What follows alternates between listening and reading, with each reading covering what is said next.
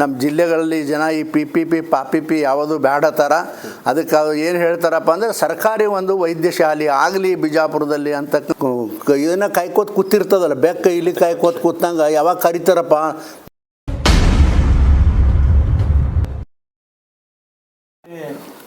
ದಸರಾ ಹಬ್ಬದ ಶುಭಾಶಯಗಳನ್ನು ಈ ಸಂದರ್ಭದಲ್ಲಿ ಹೇಳಿ ಈ ಒಂದು ಪತ್ರಿಕಾಗೋಷ್ಠಿ ಆಗಮಿಸಿದ ಎಲ್ಲ ಮಾಧ್ಯಮದ ಸ್ನೇಹಿತರು ನಾನು ಸ್ವಾಗತ ಕೋರ್ತೀನಿ. ಈ ಪತ್ರಿಕಾಗೋಷ್ಠಿಯಲ್ಲಿ ಕೇಂದ್ರದ ಮಾಜಿ ಸಚಿವರು ಜಿಲ್ಲೆಯ ಸಂಸದರಾದ ರಮೇಶ್ ಜಿಗಜಿತ್ ಸಾಹೇಬರು ಈ ಒಂದು ಪತ್ರಿಕಾಗೋಷ್ಠಿಗೆ ಅವ್ರನ್ನ ಸ್ವಾಗತ ಕೋರ್ತೀನಿ. ಅದೇ ರೀತಿ ವಿಧಾನ ಪರಿಷತ್ತಿನ ಮಾಜಿ ಶಾಸಕರಾದ ಅರುಣ್ ಶಾಪೂರ್ ಅವರನ್ನು ಈ ಪತ್ರಿಕಾಗೋಷ್ಠಿಯಲ್ಲಿ ಸ್ವಾಗತ ಕೋರ್ತೀನಿ. ಅದೇ ರೀತಿ ನಮ್ಮ ಭಾರತೀಯ ಜನತಾ ಪಾರ್ಟಿಯ ಜಿಲ್ಲಾ ಕೋಶಾಧ್ಯಕ್ಷರು, ಇಂದಿನ ನಗರಾಭಿವೃದ್ಧಿ ಪ್ರಾಧಿಕಾರದ ಮಾಜಿ ಅಧ್ಯಕ್ಷರಾದ ಭೀಮಾಶಂಕರ್ ಹದ್ನೂರನ್ನು ನಾನು ಈ ಪತ್ರಿಕಾಗೋಷ್ಠಿಗೆ ಸ್ವಾಗತ ಕೋರ್ತೀನಿ. ಈ ಪತ್ರಿಕಾಗೋಷ್ಠಿಯನ್ನು ಜಿಗಜಿತ್ ಸಾಹೇಬರು ನಡೆಸ್ಕೊಡ್ಬೇಕಂತ ಸರ್. ಮಿತ್ರರೇ, ನಿಮ್ಮೆಲ್ಲರಿಗೂ ದಸರೆ ಶುಭಾಶಯಗಳನ್ನು ಹೇಳುವುದರ ಜೊತೆಗೆ ಇವತ್ತು ಮುಖ್ಯವಾಗಿ ನಾನು ಈ ಪತ್ರಿಕಾಗೋಷ್ಠಿಯನ್ನು ಕರೆಸೋದ ಉದ್ದೇಶ ಇಷ್ಟೇ. ಈ ರಾಜ್ಯದಲ್ಲಿ ಹಿಂದೆಂದೂ ನಾವು ಕಾಣದಂಥ ಒಂದು ಪರಿಸ್ಥಿತಿ ನಿರ್ಮಾಣ ಆಗ್ಯದ. ಇಡೀ ಜಿಲ್ಲೆ ತುಂಬ ಸಾಕಷ್ಟು ಮಳೆ ಆಗ್ಯದ. ಎಲ್ಲ ರೈತರು ಒದ್ದಾಡ್ತಾ ಇದ್ದಾರೆ. ನಮ್ಮ ಬೆಳೆಗಳು ಹಾಳಾಗ್ಯಾವ್ರಿ, ನಮಗೆ ಅದ್ರದ್ದು ಏನಾದರೂ ನಮಗೊಂದಿಷ್ಟು ಸಹಾಯ ಮಾಡಿಸ್ರಿ, ನಾವು ರೋಡಿಗೆ ಇಳಿದಿದ್ದೆವು, ನಮಗೆ ಈ ಬೆಳೆ ಇಲ್ಲ ಅಂತಂದ್ರೆ ನಮಗೆ ಉಳ್ಳಾಗ ಸಹಿತ ಗತಿ ಇಲ್ಲ ಅಂತಕ್ಕಂಥ ಖೇದವನ್ನು ರೈತರು ಭಾಳ ಮನನೊಂದು ನಮ್ಮ ಮುಂದೆ ತಮ್ಮ ಅಳಲನ್ನು ತೋರ್ಕೋತಾ ಇದ್ದಾರೆ. ಆದರೆ ಇವತ್ತು ಮಳೆ ಬಂದು ಎಷ್ಟು ಹೊಳೆಗಳು ತುಂಬ ಹರಿತಾ ಇದ್ದಾವೆ, ಹಳ್ಳಗಳು ತುಂಬ ಹರಿತಾ ಇದ್ದಾವೆ. ಎಷ್ಟೋ ಜನ ಅಲ್ಲಿ ಮಗ್ಗಲಿದ್ದಿರ್ತಕ್ಕಂಥ ಜನ ನಿರಾಶ್ರಿತರಾಗ್ಯಾರ. ಅವ್ರ ಮನೆಗಳಿಗೂ ಕೂಡ ನೀರು ಹೊಕ್ಕದ. ಅವ್ರು ಏನು ಮಾಡಬೇಕು, ಯಾರೂ ಕೇಳೋರು ದಿಕ್ಕಿಲ್ರಿ. ಆ MLA ಹೋಗಿ ಕೇಳಬೇಕಂತಂದ್ರೆ ಅವ್ರ ಗಾಡಿ ಖರ್ಚಿಗೆ ರೊಕ್ಕ ಇಲ್ಲ, ಅವ್ಕೆ ಪೆಟ್ರೋಲಿಗೆ ರೊಕ್ಕ ಇಲ್ಲ. ಆ ಪರಿಸ್ಥಿತಿ ನಿರ್ಮಾಣ ಆಗ್ಯದ. ಆಮೇಲೆ ನೋಡ್ರಿ, ನಾವು ಯಾವಾಗಾರೆ KDP ಮೀಟಿಂಗ್ ಕರಿತಾರೇನೋ ಈ ಸರ್ಕಾರದಾಗ ಅಂಥೇಳಿ ನಾನು ಇದು ಏನದು ಇದನ್ನು ಕಾಯ್ಕೋತ ಕೂತಿರ್ತದಲ್ಲ, ಬೆಕ್ಕ ಇಲ್ಲಿ ಕಾಯ್ಕೋತ ಕೂತಂಗೆ ಯಾವಾಗ ಕರಿತಾರಪ್ಪ, ನಮ್ಮ ಜನರದು ಅಳಲು ಯಾವಾಗ ತೋಡ್ಕೊಳ್ಳೋ ಇವ್ರ ಮುಂದೆ ಅಂಥೇಳಿ ನಾವು ಮನಸ್ಸಿನಾಗ ಇಟ್ಕೊಂಡು ಕೊಡ್ರು. ಇವತ್ತಿಗೂ ಕೂಡ ಒಬ್ಬ ಮಂತ್ರಿನೂ, ಇಡೀ ರಾಜ್ಯದಾಗೂ ಕೂಡ ಅಷ್ಟೇ, ನಮ್ಮ ಜಿಲ್ಲೆನಾಗ ಒಬ್ಬ ಮಂತ್ರಿಗಳು ಯಾರೂ ಬಂದು ಈ KDP ಮೀಟಿಂಗ್ ಮಾಡಿಲ್ಲ. ನಮ್ಮದಳು ಏನದಪ್ಪ ಜನರ ಬಗ್ಗೆ ಹೇಳಬೇಕಂದ್ರೆ ಕೇಳೋಕ್ಕೂ ಅವರು ಕೂಡ ತಯಾರಿಲ್ಲ. ಇದು ಹಿಂಗಾದ್ರೆ ಹೆಂಗೆ ರೀ? ಇವರು ಆ್ಯಕ್ಚುಲಿ ಸಮೀಕ್ಷೆ ಮಾಡಬೇಕಿತ್ತು, ಜಾತಿ ಸಮೀಕ್ಷೆ ಅಲ್ಲ, ಸಮೀಕ್ಷೆ ಮಾಡಬೇಕಾದದ್ದು ಇದು. ಎಷ್ಟು ರೈತರಿಗೆ ತೊಂದರೆ ಆಗ್ಯದ, ಎಷ್ಟು ಬೆಳೆ ಹಾನಿ ಆಗ್ಯದ, ಎಷ್ಟು ನಾವೇನು ಮಾಡಬೇಕು, ಎಷ್ಟು ನೀರು ಹರಿದು ಹೋಗ್ಯಾವ, ಆ ಜನರಿಗೆ ಏನು ಮಾಡಬೇಕು ಅನ್ನೋ ಸಮೀಕ್ಷೆ ಮಾಡೋದು ಬಿಟ್ಟು ಉಪಧ್ಯಾಪಿತನ ಮಾಡಿ ಈ ಜಾತಿ ಏನು ಸರ್ವೆ ಮಾಡ್ಲಿಕ್ಕೆ ಹೊಂಟಾರ. ಇದರಿಂದ ಜನ ನಗಪಾಟ ಮಾಡ್ಲಾಗತ್ತಾರೆ ರಾಜ್ಯದಾಗ. ಏನು ರೀ ಇವೆಲ್ಲ ಮಾಡ್ಲಿಕ್ಕೆ ಆರ್ಲಾರ್ದಕ್ಕೆ ಸಿದ್ದರಾಮಣ್ಣವರು ಈ ಜಾತಿ ಸರ್ವೆ ಮಾಡ್ಲಕತ್ಯಾರ ಅಂತಕ್ಕಂಥದ್ದು ನಗಪಾಟಿಗೆ ಒಳಗಾಗ್ಯಾರ. ಏನಪ್ಪ ಅಂದ್ರೆ ಇದು ಮರಿಲಿ, ಜನ ಈ ಕಡೆ ನೋಡ್ಕೋತ ಕುಂದಿರಲಿ ಅಂಥೇಳಿ ಅದೇ ರೀತಿ ಚಂದ ಮಾಡ್ಯಾರ. ಸಮಾಜಗಳ ಒಡೆದು ಅವಕ್ಕೆ ಜಗಳ, ಪ್ರತಿಯೊಂದು ಸಮಾಜದಲ್ಲಿ ಜಗಳ ಹಚ್ತಕ್ಕಂಥ ಕೆಲಸವನ್ನು ಈಗ ಸಿದ್ದರಾಮಣ್ಣವ್ರು ಮಾಡ್ಯಾರ. ಇದು ಅತ್ಯಂತ ಹೇಯ ಕೆಲಸ ಅಂಥೇಳಿ ನಾನು ಹೇಳಲಿಕ್ಕೆ ಬಯಸ್ತೀನಿ. ಯಾಕಂದರೆ ಜನರು ಇಷ್ಟೊಂದು ರೈತರು ಜನ ಇಷ್ಟೊಂದು ತಾಪತ್ರೆಯಲ್ಲಿದ್ದರೂ ಕೂಡ ಯಾವುದೂ ಲೆಕ್ಕಕ್ಕಿಲ್ಲ. ಇವು ನೋಡ್ರಿ, ಅಲ್ಲಿ ನಿನ್ನೆ ಬೆಂಗಳೂರಾಗ ರೋಡ್ ಕೆಟ್ಟವತ್ತಂದ್ರೆ ಯಾರು ಇರೋರು ಹೋಗ್ರಿ ಇರ್ರೆಸ್ಪಾನ್ಸಿಬಲ್ ಜವಾಬ್ದಾರಿ ಆನ್ಸರ್ಗಳನ್ನು ಕೊಡ್ತಾರೆ. ಮುಖ್ಯಮಂತ್ರಿಗಳು ಅಷ್ಟೇ, ಡೆಪ್ಯೂಟಿ ಮುಖ್ಯಮಂತ್ರಿಗಳು ಅಷ್ಟೇ. ಹೋಗೋರು ಹೋಲಿ ಇರೋರು ಇರ್ರಿ ಅಂತಂದ್ರೆ ಏನು ರೀ ಗತಿ? ದಿನ ಒಂದೊಂದು ಬದಲ. ಇವತ್ತು ಮುಂಜಾನೆ ಒಂದು ಸ್ಟೇಟ್ಮೆಂಟ್ ಮಾಡಿರ್ತಾರೆ, ಸಂಜೆ ಕಡೆ ಒಂದು ಮಾಡಿರ್ತಾರೆ. ಬಹಳ ಬೇಜವಾಬ್ದಾರಿಯಿಂದ ವರ್ತನೆಯನ್ನು ಮಾಡ್ತಾ ಇದ್ದಾರೆ ಅನ್ನತಕ್ಕಂಥ ಮಾತವನ್ನು ಹೇಳಿ ಒಟ್ಟಾರೆ ಕೊನೆಯದಾಗಿ ನಾನು ಇಷ್ಟೇ ಹೇಳಲಿಕ್ಕೆ ಬಯಸ್ತೀನಿ. ಸಿದ್ದರಾಮಣ್ಣನ ಸರ್ಕಾರ MP ಸರ್ಕಾರ ಆಗ್ಯದ. ಈಗ ನಾವು ಬ್ಯಾಂಕ್ನಾಗ ಸಾಲ ಕೊಡ್ರಪ್ಪ ಅಂತ ಕೇಳಕ್ಕೆ ಹೋದ ಕೂಡಲೇ ನೀವು ಎಂ ಪಿ ಅಕೌಂಟ್ನಾಗ ಸೇರಿದ್ರಿ, ನಿಮ್ಗೆ ಸಾಲ ಕೊಡೋದತ್ತಾರಲ್ಲ, ಹಂಗೆ ಕರ್ನಾಟಕ ರಾಜ್ಯವು ಕೂಡ MPA ಆಗ್ಯದ ಅಂತ ಆಗ್ಯದ ಅಂಥೇಳಿ ನಾನು ಈ ಸಂದರ್ಭದಲ್ಲಿ ಹೇಳಲಿಕ್ಕೆ ಬಯಸ್ತೀನಿ. ಯಾಕಂತಂದರೆ ಯಾವ ಜನರಿಗೂ ಕೂಡ ₹1 ಸಹಾಯ ಇಲ್ಲ, ಯಾವ ಜನರಿಗೂ ಅನುಕೂಲ ಮಾಡಿಕೊಡ್ತಕ್ಕಂಥ ಹವ್ಯಾಸ ಇಲ್ಲ. ಇಷ್ಟೆಲ್ಲ ತೊಂದರೆ ಆಗ್ಯದಪ್ಪ, ನಾವು ಹೇಳಬೇಕಂತಂದ್ರೆ KDP ಮೀಟಿಂಗ್ ಇಲ್ಲ. ನಾವು ಎಲ್ಲಿ ಹೇಳೋದ್ರಿ? ಹೇಳ್ರಿ, ದಯವಿಟ್ಟು ಹೇಳ್ರಿ ನೀವೇ. ನಾವು ಎಲ್ಲಿ ಹೇಳಬೇಕು? ಸರ್ಕಾರಕ್ಕೆ ಹೇಳಬೇಕಿಲ್ಲ. ಸರ್ಕಾರ ಇದನ್ನು ನಾವು ಹೇಳಕ್ಕೆ ಹೋದ್ರೆ ನೋಡಿರಿ ಜಗಜಿನ್ ಹೆಂಗೆ ಸ್ಟೇಟ್ಮೆಂಟ್ ಕೊಡ್ತಾನೆ ಅಂಥೇಳಿ ಹೇಳ್ತಾರೆ. ಆದ್ರೆ ನಮ್ಮ ಏನು ಹೇಳಬೇಕು ಜನರದು ಹಿಂಗೆ ಆಗ್ಯದಪ್ಪ ನನ್ನ ಜಿಲ್ಲೆನಾಗ ನನ್ನ ಕ್ಷೇತ್ರದಾಗ ಪರಿಸ್ಥಿತಿ ನಮ್ಗೆ ಹೇಳಕ್ಕೆ ಜಾಗ ಎಲ್ಲಿ ಅದ ಹೇಳ್ರಿ ನೋಡೋಣ. ಅದಕ್ಕಾಗಿ ತುಂಬ ನನಗಂತೂ ಭಾಳ ನೋವು ಆಗ್ಯದ. ನನ್ನ ಸಲುವಾಗಿ ಅಲ್ಲ, ನಮ್ಮ ಜನರ ಸಲುವಾಗಿ, ರೈತರ ಸಲುವಾಗಿ. ಎಷ್ಟು ರೀ ನಾವು ಹಳ್ಳಿ ಅಡ್ಡಾಡ್ಕೊತ ಹೋದಾಗ ಎಲ್ಲನೂ ಒಣಗಿ ಹೋಗ್ಯಾವ, ನೀರು ನಿಂತು ತೊಗರಿ ಬಂಗಾರ ಅಂತ ನೋಡ್ರಿ. ಕಬ್ಬು ಒಂದು ಬಿಟ್ರೆ ಇಡೀ ಜಿಲ್ಲೆಯಲ್ಲಿ ಯಾವ ಬೆಳೆನೂ ಕೂಡ ಸುದ್ದಿಲ್ಲ. ಕಬ್ಬು ಒಂದೇ ಬಿಟ್ರೆ ತೊಗರಿ ಅದನ್ನು ಹಾಳಾಗಿ ಹೊಂಟದ, ಎಲ್ಲ ಹಳದಿ ಹಾಲಾಗತ್ತದ ನೀರು ಹತ್ತಿ.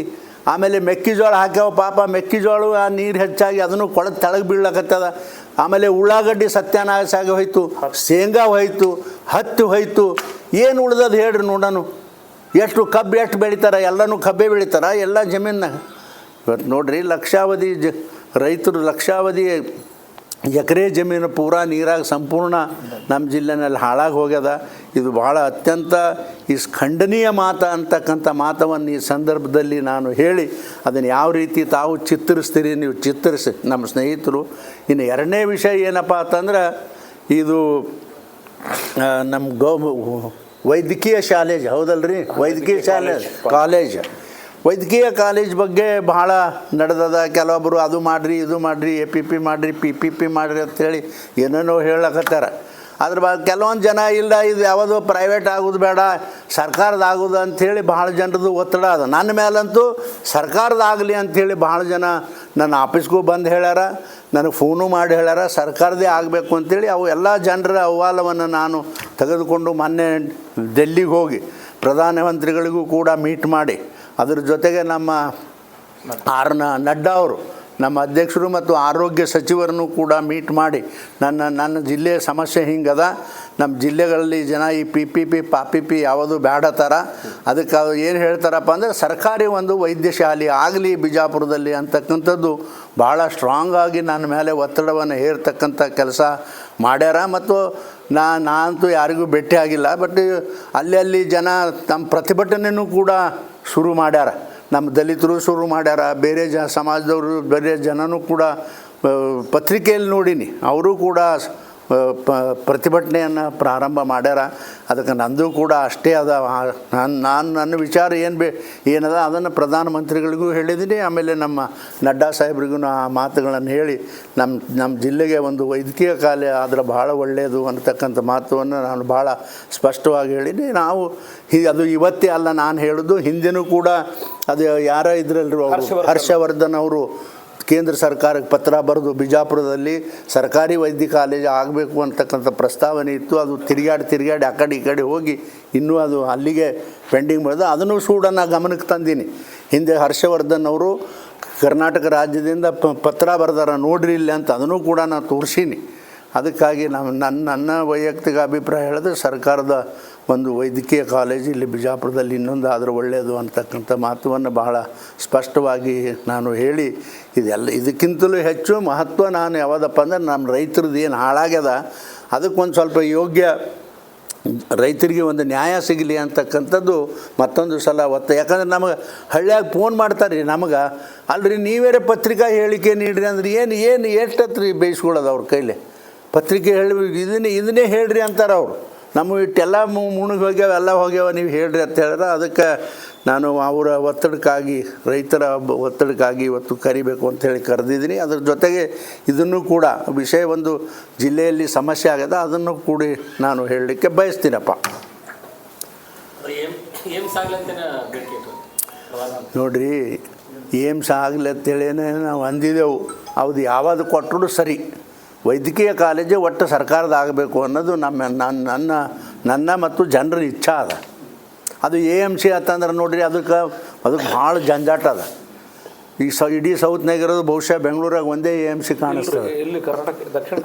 ಅಲ್ಲ ಇದರಲ್ಲಿ ಮಹಾರಾಷ್ಟ್ರದಾಗ ಮಹಾರಾಷ್ಟ್ರ ಒಂದು ಕರ್ನಾಟಕ ಬಿಟ್ಟರೆ ಎಲ್ಲಿ ಇಲ್ಲ. ಅದಕ್ಕೆ ಭಾಳ ಜುಮ್ಮೆದಾರ. ಆದರೆ ಅದನ್ನು ಕುಡ್ದಾಗದೇ ಇದ್ದರೂ ಒಂದು ವೈದ್ಯಕೀಯ ಕಾಲೇಜೇ ಸರ್ಕಾರದಿಂದ ಆಗಬೇಕು ಅನ್ನೋದು ನಮ್ಮದು ಒತ್ತಾಯ ಅದರು. ಹಾಂ ರೀ, ಎಲ್ರಿ ಅಂಬೇಡ್ಕರ್ ಅದು ನೋಡೋಣ್ರಿ. ಮಾತು ನೋಡ್ರಿ ಏನಾಗ್ಬಿಡ್ತದ, ನಾವು ಹೋಗಿ ಅಲ್ಲಿ ಹೇಳೋಣ ರಾಜಕೀಯ ತಂದು ಸೇರಿಸ್ತಾರೆ, ಅದಕ್ಕೆ ಬೇಕದು ಹೇಳ್ರಿ ನೋಡೋಣ. ಈಗ ಅವ್ರದ್ದು ಅಭಿಪ್ರಾಯ ಅದೇ, ನಂದು ಅದೇ ಅದ ಅಭಿಪ್ರಾಯ. ಇವತ್ತು ನಾಳೆಗೆ ಓದ್ತಾರಲ್ಲ ನೀವು ಬರೆದ್ರಿ ಅಂದ್ರೆ ಜಿಗ್ಜಿನಿ ಅವರು ನಮ್ಮ ಜೋಡಿ ಅದರ. ಅಲ್ಲಲ್ಲ, ಅದೆಲ್ಲ ಗಮನದಲ್ಲಿ ಇಟ್ಕೊಂಡೆ ಡೆಲ್ಲಿಗೆ ಹೋಗಿ ಪ್ರೈಮ್ ಮಿನಿಸ್ಟರ್ ಭೇಟಿಯಾಗಿ ಕುಟುಂಬ ಕಲ್ಯಾಣ ಸಚಿವರು ಭೇಟಿ. ಅಲ್ರಿ ಇದು ಮತ್ತು ಇದು ಅವ್ರಿಗೆ ತಾನೇ ಇದು ಬೆಂಬಲ.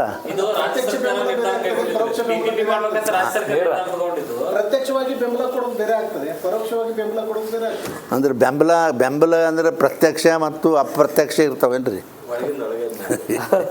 ಅಲ್ರಿ ಒಳಗೆ ಪಬ್ಲಿಕ್ಕಾಗಿ ಹೇಳೀನಿ ನಾವು, ಒಳಗೆ ಏನಿಲ್ಲ, ಪಬ್ಲಿಕ್ಕಾಗಿ ಹೇಳಿ. ಅದು ಫೋಟೋ ಕಳಿಸ್ತಾರೆ, ನಡ್ಡಾಜಿ ಅವರಿಗೆ ಕೊಟ್ಟಿರೋದ್ರದ್ದು ಫೋಟೋ ಕಳಿಸ್ತಾರೆ. ಸರ್, ಈಗ ನೀವು ಕಂಡುಕೊಂಡಂಗೆ PPP ಮಾದರಿ ಹಿಂದಿನ ಉದ್ದೇಶ ಏನು? ನೀವು ಆಡಳಿತದೊಳಗೆ, ನೀವು ಅಧಿಕಾರದೊಳಗೆ ಏನಿದ್ರು ಹುನ್ನಾರ, ಯಾಕೆ PPPನೇ ಬೇಕು ಅಂತ ಪಟ್ಟು ಹಿಡಿತಾ ಇರೋದು? ಯಾರು ಕೆ ಶಿವಕುಮಾರ್ ಅವರು ಸಹಿತ ಆಲ್ಮಟ್ಟಿ ಒಳಗೆ ಹೇಳ್ತಾರೆ, ಇಲ್ಲ ಅದು ಕೇಂದ್ರ ಸರ್ಕಾರ ಮಾರ್ಗಸೂಚಿ ಇದೆ, ಆ ಪ್ರಕಾರ ನಾವು PPP. ಕೇಂದ್ರ ಸರ್ಕಾರದ್ದು ಇಲ್ಲ, ಅವ್ರು ತಪ್ಪು ಹೇಳ್ಯಾರ. ಪ್ರಧಾನಮಂತ್ರಿಗಳು ಕೇಂದ್ರ ಸರ್ಕಾರದ್ದು PPP ಮಾಡಬೇಕು ಅಂತೇಳಿ ಅವ್ರ ಅಭಿಪ್ರಾಯ ಇಲ್ಲ, ನಮ್ಮ ಮುಂದೆ ಸ್ಪಷ್ಟಪಡಿಸ್ಯಾರ. ಅದು ಸುಮ್ಮನೆ ಯಾರು ಏನ್ರಿ ಹೇಳೋದು ತಲೆಗೆ ಹಾಕ್ಕೊಳ್ಳೋದು ಬ್ಯಾಡ್ರಿ ದಯವಿಟ್ಟು. ನಿರ್ದೇಶನ ಇದೆ ಅಂತ ಹೇಳ್ತಾ ಇದ್ದಾರೆ ಸರ್.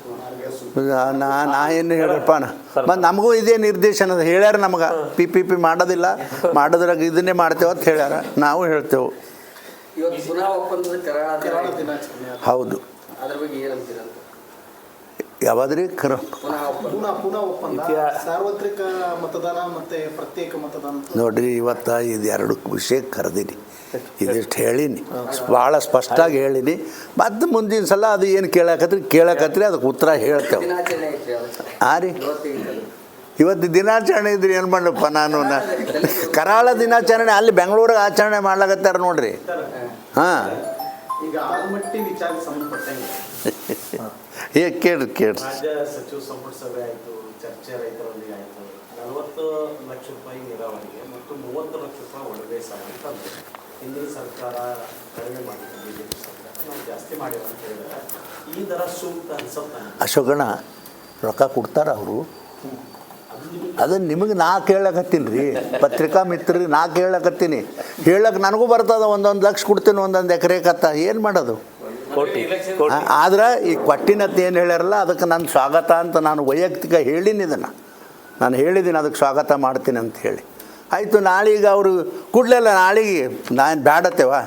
ಇನ್ನಿಟ್ಟು ಭಾಳ ಒಳ್ಳೇದಾಯ್ತು, ನಮ್ಮ ರೈತರಿಗೆ ಚಲೋ, ಅವರು ಖುಷಿ ಅದಾರ ರೈತರು. ಆದ್ರೆ ನೋಡ್ರಿ ಅವ್ರು ಹೇಳ್ಯಾರ. ಅಲ್ಲಪ್ಪ, ಅದು ನನಗೆ ಸರಿ ಅನಿಸ್ಯದ ನೋಡಪ್ಪ, ನಾನು ವೈಯಕ್ತಿಕ ಅಟ್ಲೀಸ್ಟ್ ಜನರಿಗೆ ಅದೇ ರೀತಿ ಸಿಗ್ತದ, ರೈತರಿಗೆ ಸಿಗಲಿ ಅಂತ. ಅಲ್ರಿ ಕೊಡೋದಿಲ್ಲ ಅಂದ್ರೆ ಅಲ್ಲ, ಒಂದು ನಿಮಿಷ ತಡ್ರಿ. ಈಗ ನಾಳಿನಿಂದ ಶುರು ಮಾಡಬೇಕಿಲ್ಲ ಕೊಡ್ಲಾಕ ರೈತ, ಹೌದಿಲ್ರಿ? ಈಗ ಇಷ್ಟು ನೋಡ್ರಿ, ಕೆನಾಲ್ದು ರೊಕ್ಕ ಕೊಟ್ಟಿಲ್ಲ. ನಾನು ಪಾಪ ನನ್ನ ಹತ್ರ ಬಂದು ಅಳ್ತಾರೆ ರೀ, ಏನು ಕೆನಾಲ್ ಮಾಡೋದು ರೊಕ್ಕ ಸಹಿತ ಕೊಡಲ್ರು. 4-5 ವರ್ಷ ಅದಕ್ಕೆ ನಮ್ಮ ಬ್ಯಾಸತ್ತು ADC ಇರ್ತಲ್ಲ ಈಗ, ಅದ ಪಾಪ ಅದಕ್ಕೆ ಜೀವತ್ತಿಂದಲ್ಲ ಅದು ಓಡಿ ಬಂದದ ಇಲ್ಲಿ ನಮ್ಮ ADC ಸಾಹೇಬ. ಅದಕ್ಕೆ ರೊಕ್ಕ ಕೊಡಲ್ರಿ, ಕೆನಾಲ್ದು ಕೊಡಲ್ರು. ಇನ್ನು ಇದು ಹೆಂಗೆ ಕೊಡ್ತಾರೆ ರೀ ಮರ? ನನಗೇ ಸಂಶಯ ಅದಪ್ಪ. ಕೊಟ್ರ ಅಂತೂ ಭಾಳ ಚಲೋ, ಅವ್ರ ಕೈ ಮುಗಿತೀನಿ ಕೊಡಲಿ, ನಮ್ಮ ರೈತರು ಸಮಾಧಾನ ಆಗ್ತಾರೆ. ಹೌದು, ಮತ್ತು ನಾನು ಸ್ವತಃ ಹೇಳೀನಿಪ್ಪ, ನಾನೇ ಸ್ವಾಗತನೂ ಮಾಡೀನಿ, ಬೇಗ ರೊಕ್ಕ ಕೊಡ್ರಿ ಅಂತಲೂ ಹೇಳೀನಿ. ಈಗೂ ನಾ ಹೇಳ್ತೀನಿ, ತಾವೇನು ಅನೌನ್ಸ್ ಮಾಡಿದಿರಿ 40 ಮತ್ತು 30 ಅದನ್ನು ಬೇಗ ರೈತರಿಗೆ ಪೇಮೆಂಟ್ ಮಾಡಿರಿ ಅಂತೇಳಿ ಈಗೂ ಕೂಡ ನಾನು ಸರ್ಕಾರದಕ್ಕೆ ಒತ್ತಾಯ ಮಾಡ್ತೀನಪ್ಪ. ಒನ್ ಟೈಮ್ ಸೆಟಲ್ಮೆಂಟ್ ಮಾಡಂತಾರೆ ರೈತರು.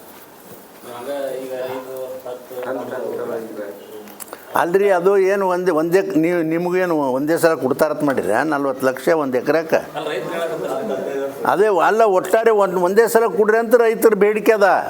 ಇವರು ನಾವು 50 ಸಲ ಕೊಡ್ತೇವೆ 10 ಸಾವಿರ ಅಂದ್ರೆ ಏನು ಪ್ರಯೋಜನ? ಅವ ಸತ್ತ ಮೇಲೆ ಸಿಗ್ಬೇಕು ಅವನಿಗೆ ರೊಕ್ಕ, ರೈತ. ಅಲ್ರಿ, ಕನ್ಸೆಂಟ್ ತಂದವನೇ ನಾನು ಈ ರಾಜ್ಯದಾಗ. ಮೊದಲೆಲ್ಲಿತ್ತು ಕನ್ಸೆಂಟ? ರೆವಿನ್ಯೂ ಮಿನಿಸ್ಟರ್ ಇದ್ದಾಗ ಈ ಕನ್ಸೆಂಟ್ ಒಪ್ಪಂದ ಮೊದಲೇನು ಮಾಡ್ತಿದ್ರು, ಆ ವಕೀಲರು ಹೊಡಿತಿದ್ರು ಎಲ್ಲ. ರೈತರಿಗೆ 12 ರೂಪಾಯಿ ಕೊಟ್ಟು 24 ನಮ್ಮ ಕಿಶದಾಗ ಏನೇನೋ ಹಾಕ್ಕೊಂಡು ಹೋಗ್ತಿದ್ರು. ಅದನ್ನ ಹಿಂದೆ ಹಂಗೆ ನಾನು ಹೊಡಿದೆವು, ನನ್ನ ಮೇಲೇ ನಾನು ಗಲಾಟೆ ಮಾಡ್ಯಾರ ಇಡೀ ರಾಜ್ಯದಾಗ ಎಲ್ಲರೂ. ಏನು ಮಾಡೋದು ಹೇಳ್ರಿ? ಅವತ್ತು ತಂದವನೇ ನಾನು ಅದನ್ನು. ರೈತರಿಗೆ ಹೋಗಿಲ್ಲ ರೊಕ್ಕ ನೇರವಾಗಿ ಅಂತ. ದಲಿತ ಸಮಾಜದಲ್ಲಿ ನಾಯಕತ್ವದ ಕೊರತೆ ಕಾಣ್ತಾ ಇದೆ. ತಾವು ಅದರಿಂದನೇ ಆರಿಸಿ ಬಂದು ನಾಯಕರಾದವರು. ಈಗ ಪ್ರತಿ ಮಾತುಗೂ ಕೂಡ ನಾನು ದಲಿತ ಇದ್ದೀನಿ ಅಂತಾರೆ. ಆದರೆ ಪುನಃ ಒಪ್ಪಂದದ ಬಗ್ಗೆ ಯಾಕೆ ತಮ್ಮ ಪ್ರತಿಕ್ರಿಯೆ ಸಿಗ್ತಾ ಇಲ್ಲ? ಅಲ್ಲ ರೀ, ಪುನಃ ಉತ್ಪನ್ನದ ಬಗ್ಗೆ ನನಗೆ ಯಾಕ್ರಿ ಅದನ್ನು ಕೇಳಕತ್ತೀರಿ ಈಗ ಮತ್ತೆ ಇನ್ನೊಂದು ಸಲ ನೆಕ್ಸ್ಟ್ ಕೇಳ್ರಿ ಮತ್ತೆ ಅದು ಕೇಳ್ತೇವೆ ಇವತ್ತು ಸಾಕು ಎಲ್ಲ ಏಟ್ ಕೇಳಿದ್ರಿ ಹೇಳಿ ನೋಡೋಣ ಅದೊಂದು ಬಿಡ್ರಿ ನನಗೆ ಇವೆಲ್ಲ ಇವು ರೈತರದ್ದು ಕೇಳಿರಿ ರೈತರದ್ದು ನಾವು ಹೇಳಿದ್ದೀವಿ ಎಲ್ಲ ಮಾಡಿದ್ವಿ ಪುನಃ ಫ್ಯಾಕ್ಟ್ರದ್ದು ಏನದ ನೆಕ್ಸ್ಟ್ ಟೈಮ್ ಕೇಳ್ರಿ ಅವಾಗ ಮತ್ತೆ ನಾವು ಉತ್ತರ ಹೇಳ್ತೇವೆ ನಮಸ್ಕಾರ ಎಲ್ಲರಿಗೆ.